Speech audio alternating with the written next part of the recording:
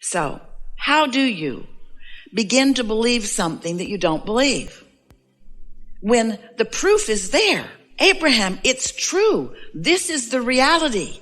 This is what we've got. This is how it's going. My eyes are not deceiving me. My ears are not deceiving me. This is the truth of my reality. How do I create other than that? And we say, you're really upon something important if you're asking that question, because most people offer almost all of their vibration in response to what they are observing.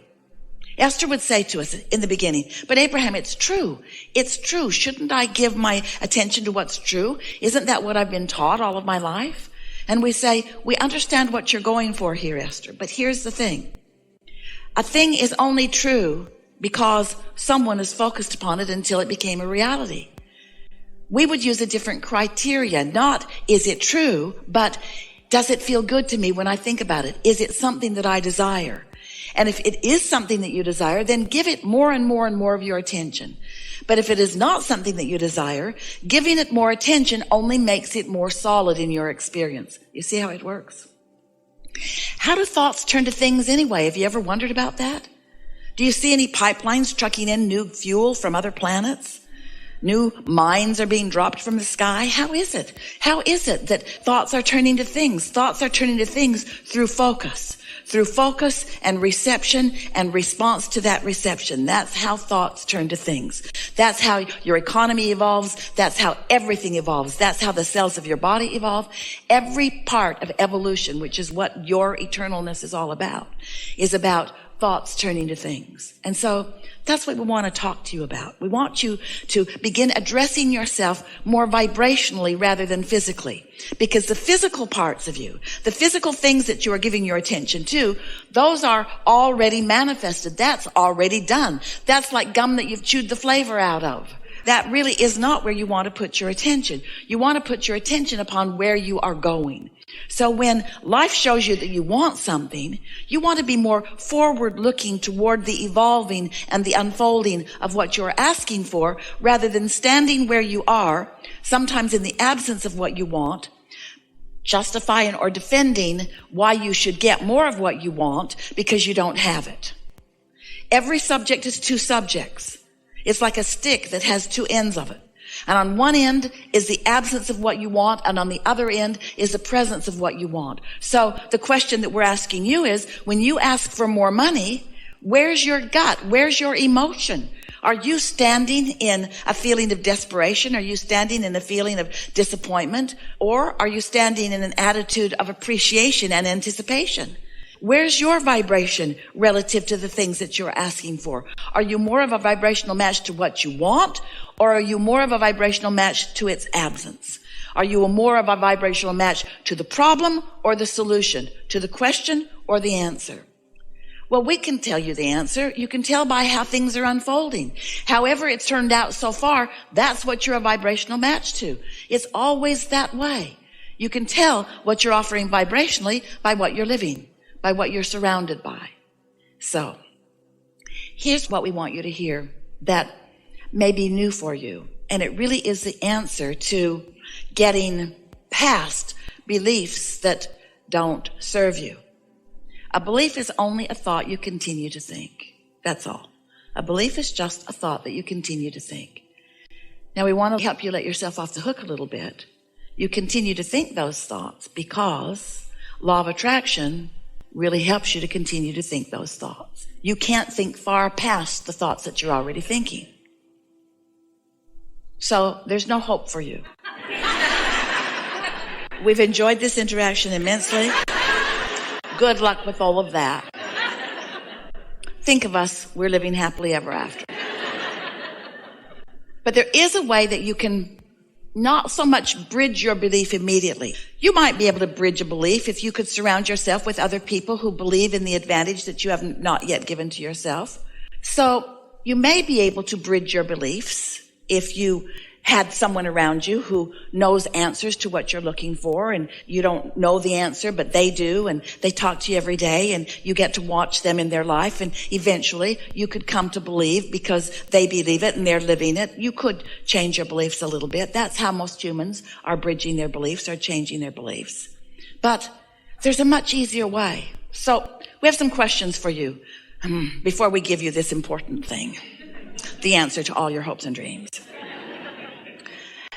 Do you accept that you are more than this physical personality that you know as you? Yes. So if this inner being exists, and we promise you your inner being does exist, and since your inner being does exist and your inner being is standing in complete knowing of what you're asking for, in other words, knowing, seeing the vibrational version of it, and knowing that this vibrational version, just like a seed in the ground, can grow to the full manifestation that you are looking at. The seed to the abundance you're looking for, the seed to the physical wellness, the seed to the relationships that you want, the seeds to all things that you have been asking for. Since your inner being is there with those seeds, do you believe that your inner being is there with the beginning of what you're asking for?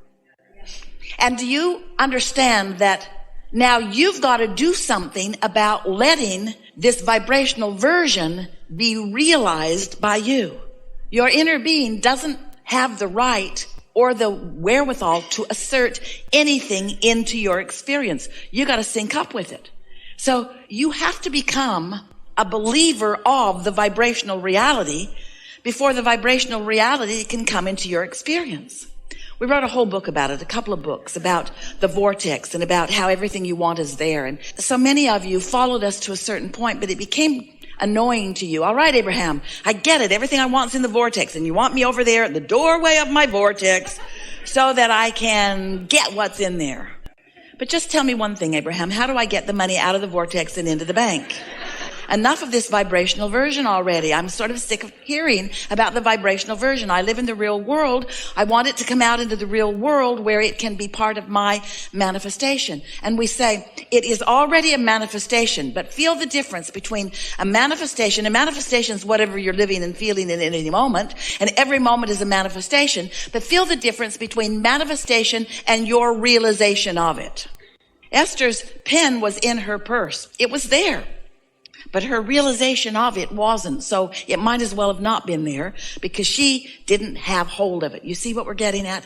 And so much of what you want is just like that pen in Esther's purse. You're walking around with it all day, every day. It's just a reaching in and pulling out. That's all that's required. But because you believe it isn't there, you don't do that. So, do you believe that there is a vibrational version of what you want that has progressed in varying degrees, some of it ripe and ready for you to experience? So if the answer to that is yes, then you really are ready for what we are encouraging in a very powerful way these days. You're ready to deliberately put yourself into the receiving mode where you can receive the impulses about it.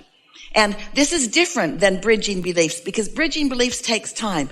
Bridging beliefs means you have to take hold of a belief that you've got that is in defiance of something that you want and make it no longer in defiance of something that you want. Have you ever talked to anyone? You believe one thing and they believe another thing, and you're talking to each other and you both wish to convince the other. And after an hour or 2 or 3 or 4 or 5 or 6 or 10 or 20 or years of interacting with them about that, they just stand strong in what they believe and you just stand strong in what you believe, and no headway is made in convincing the other. You know about that? You've got that exact thing going on inside of you where I want this, but you've got beliefs that keep your desires from being realized by you, and it's unnecessary. So what do you do about it? Do you want to argue with yourself for hours or weeks or months or years? Or would you like a suggestion for a much simpler route? Yes. We thought you'd say that. When you quiet your mind, you stop all thought. And when you stop all thought, all beliefs, ooh, you're really going to like this. So we're going to start in a different place because we really want you to hear this. Imagine a cork floating on the water. And let's just say that this up here on this surface is alignment with your source, pure positive energy. Now you can hold that cork under the water, and let's call that negative emotion. Let's call that beliefs that don't serve you. But when you let go of it, it's going to bob right back up there to the surface. So when you meditate and you quiet your mind, you bob back up to the surface. And when you bob back up to the surface. When your vibration rises because you're not holding it down with things that your inner being knows are not true.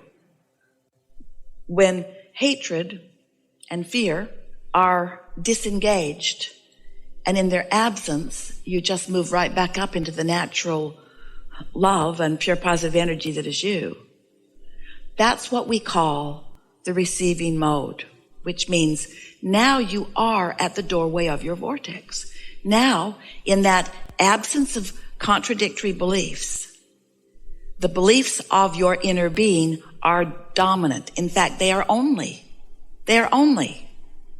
When you meditate and quiet your mind and allow your vibration to rise, now you are only the frequency of your inner being. Now think about what we've been talking about already here today. So here's your inner being and this vibration, and here's you and this vibration, and everything you feel is about the mix of that. If you are in tune with your inner being, you feel wonderful. If you're not, you feel less wonderful to varying degrees, all the way over to awful. But when you meditate and quiet that part of your vibration, and your vibration rises, now you are at the doorway of your vortex. Now you are in the receiving mode. Now what your inner being knows about everything, and what your inner being knows mostly about is you, now it is your knowledge too. And so now ideas begin to flow to you through your path of least resistance.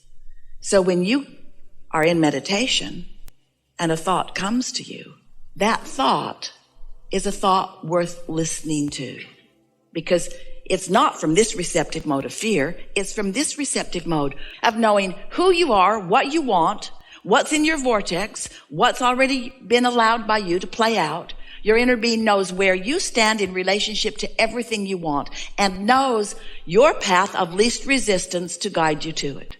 Isn't that nice?